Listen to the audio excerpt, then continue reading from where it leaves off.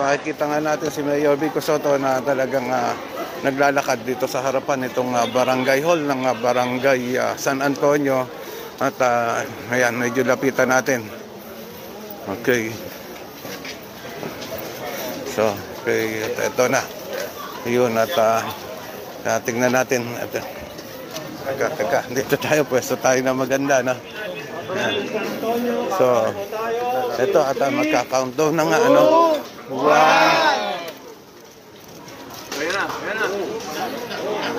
Ayun. Okay, mga kaibigan. Ayun, nag-ilaw na. Ayan na, nakita nga natin, nagliwanag na dito sa barangay San Antonio ngayon. At ayun, kala namin ay hindi magbubukas ang ilaw. Ano? At mga kaibigan, nakita ko na rin dito si Cap Raymond Leasing ng barangay San Antonio.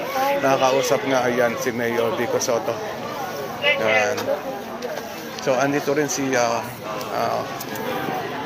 Kong Roman Romulo. Ayan si Kong Roman. At makita natin nakasama na rin ni Mayor Vico Sotto dito sa sinasagawang pagpapailaw paugnay sa Oplan Cayusan dito sa lugar na ito. At ito nga yun na talagang araw-araw na ginagawa dito sa lungsod ng Pasig na talagang pinapaliwanag ang mga iba't ibang lugar. So live na live nga tayo ngayon dito sa barangay San Antonio. At ayan, magpipicture taking sila na kasama yung mga officer dito sa barangay San Antonio. At katabi nga ni Mayor Vico Sotto si Cap Raymond Leasing. Ayan si Kong Roman Romulo. At ayan, nilapitan na ni Mayor Vico Sotto ang mga tao rito sa barangay San Antonio. At ayan, maya-maya ay makikita na nga natin na magpapapicture na yan. Okay, gwapo ng kapitan, ang gwapo ng mayor, ang gwapo ng mga kagawad. Okay. Medyo, ayan.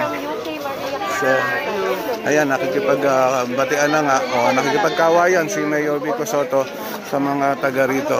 Hello, Congressman. Makikita natin na wala talagang kasungit-sungit o kaarte-arte si Mayor Vico Sotto dahil talagang siya mismo ang lumalapit sa mga tao. Ayan. So, pakishare na lang itong live video natin para mapanood na rin ang mga ibang viewer natin. Ayan, at nagpapapicture na nga yung mga taga rito sa barangay San Antonio, yung Mayor Vico Sotto. So mga kaibigan, dito nga pala sa Oplan Cayusan ay ang ginagawa dito ay pagpapaliwanag at pagpapaganda ng mga streets dito sa lungsod ng Pasig. Pagaya nitong pagpapailaw, yun paglilinis ng mga drainage. Ayan, at yung pagtitrim ng mga puno, yung mga kabling mga ano na yun talagang parang salasabid na ay inaayos yan, ganon.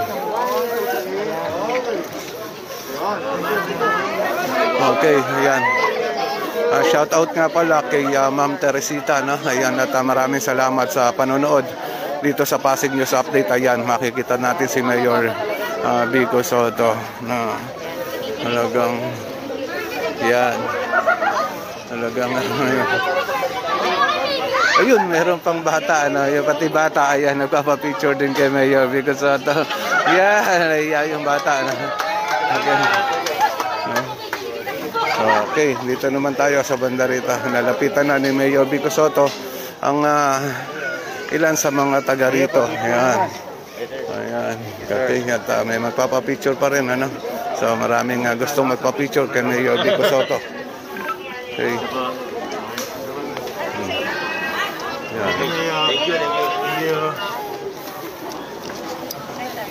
Okay.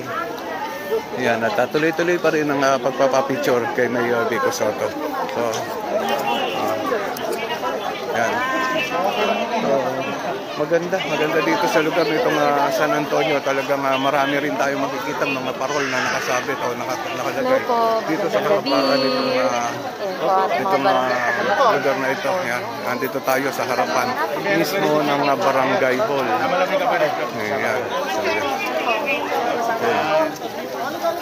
So, live na live nga tayo ngayon dito sa lugar na ito. Ayan, nandito rin yung mga street sweeper natin. Yung mga street sweeper natin na siguro lalapitan din ni Mayor Vico Soto, itong mga street sweeper na nakikita natin. At talagang yung mga pamilya na mga taga rito ay nilalapitan niya. Ayan, pati bata talagang pinagbibigyan niya nga makapagpa-picture sa kanya. Ito na nga yung mga street sweeper dito sa Barangay San Antonio na ayan, talaga naman nagpa-picture na kay Mayor Vico Soto. Ayan. Okay. So, ayan. Ito po, group. Ito, yung group. Ito, group picture ng mga street sweeper natin. Yan yung mga paborito nga ni Mayor Vico Soto na talaga kasing sobrang sisipag ng mga street sweeper dito sa lungsod ng Pasig na talagang kahit kasikatan ng araw talagang nagwawalis yan mga yan. Ito. Okay. So makikita natin talaga mga ngiti ng mga taga rito sa Barangay San Antonio nang makita nga si Mayor Vico Soto. Okay. Ayan si Mayor. So, hintayin natin at okay. So, ito meron pa rin mga iba pang nagpapapicture sa kanya na. Okay. Dito tayo sa banda rito. Ayun. Okay, pwede. Reaction doon. Ayan, kausap nga ni Kat Domingo si Mayor Vico Soto. Ayan. Okay, subukan natin na Kulang naman ang reaction. Kulang naman. Does it not face you that a front runner in the survey is endorsing your opinion? Karapatan naman natin kung sinong gusto natin i-endorse. Hindi na kailangan ng comment. Last na, will this prompt you to seek the endorsement of your uncle who is ahead of Mayor Sara in the school? My uncle and I have not really talked much about politics. Thank you, sir. So, focus lang tayo. Hindi kasi nagtatanong. Thank you, sir.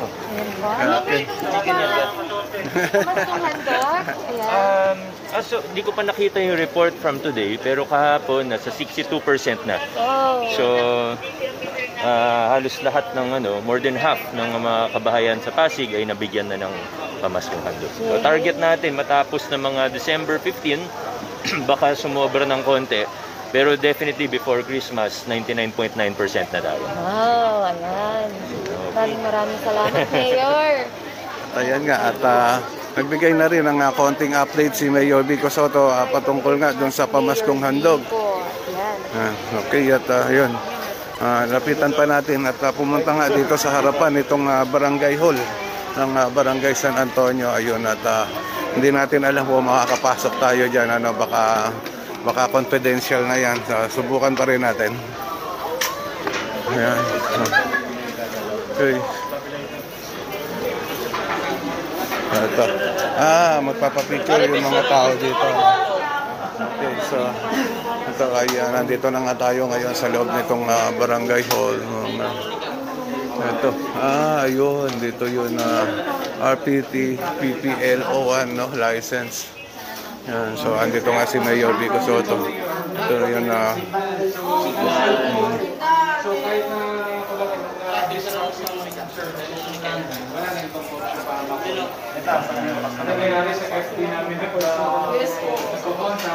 Binabati namin sa kanilang concern. Kanina talaga signal yun. Yes. Smart globe. Ayaw. Oo nga. Wala mo signal.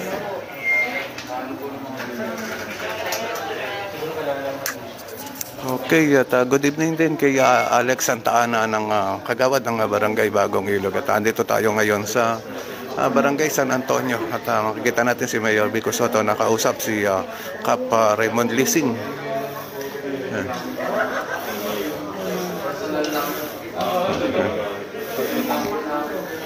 Sorry.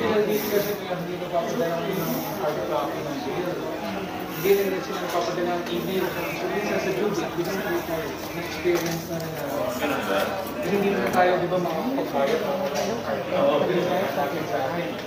Magandang.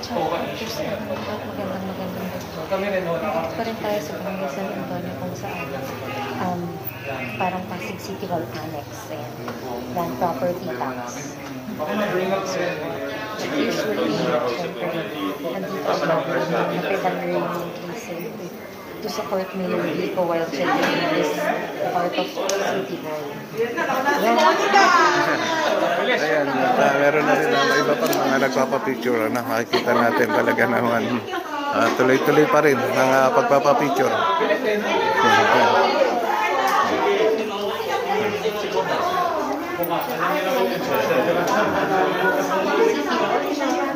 Kapamilya pa rin natin.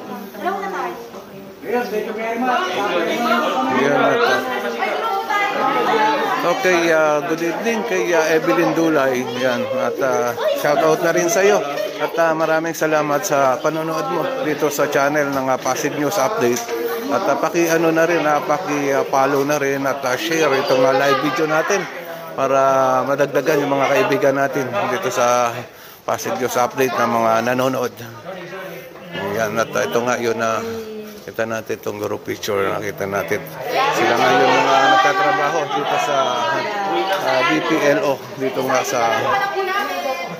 sa Barangay San Antonio. Okay. Yan, papasalamat din sila sa pamaskuhan.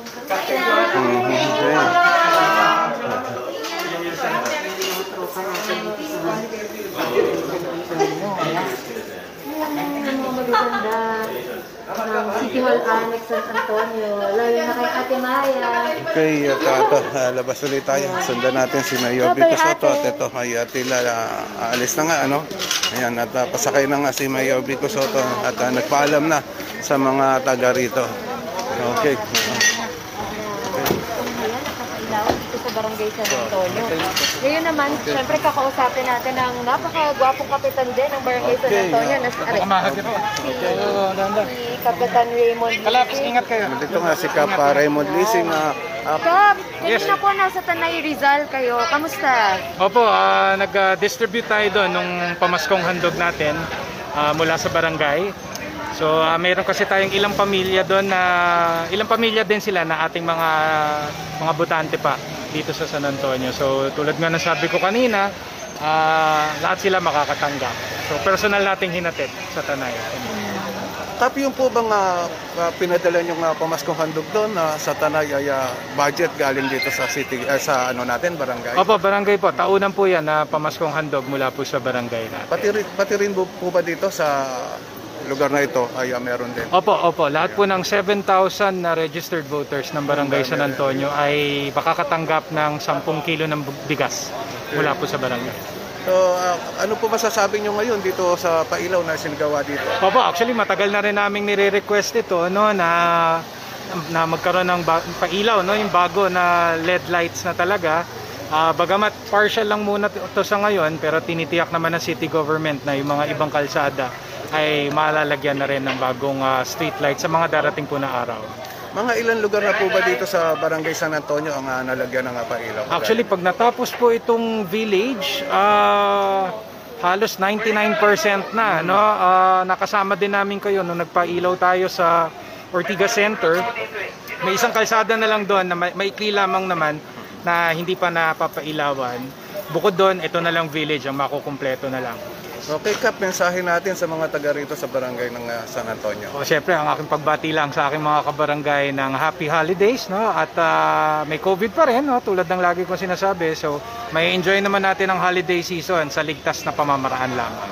Yan, tama. Magandang gabi. Tanong pa ba kayo? Wala na. Okay, maraming salamat. Thank you. Maraming salamat po, Kap. Ayan nga si Kap Raymond Lising na nakuha na natin ang konting panayam, So mga kaibigan, ito nga yun mga makikita natin na kaliwanagan dito sa Barangay San Antonio ngayon na talaga naman nagniningning at marami rin ang mga ilaw, Ayan, kung harapan ng barangay, tignan natin, ayan. Meron din sila ditong Belen. Ayan, yung Belen lights. Nakikita natin. At itong mga nandito, yun na halos lahat ng mga poste dito ay meron na rin na Christmas light. Yan, makikita natin ang Christmas light dito at napakaliwanag nga dito sa lugar ng Barangay San Antonio. Okay, at dito sa banda rito, tingnan na rin natin ang kagandahan ng liwanag. Ano? So, okay.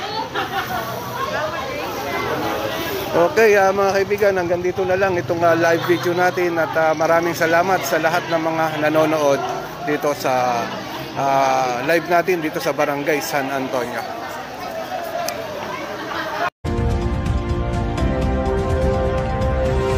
Pasig News Update.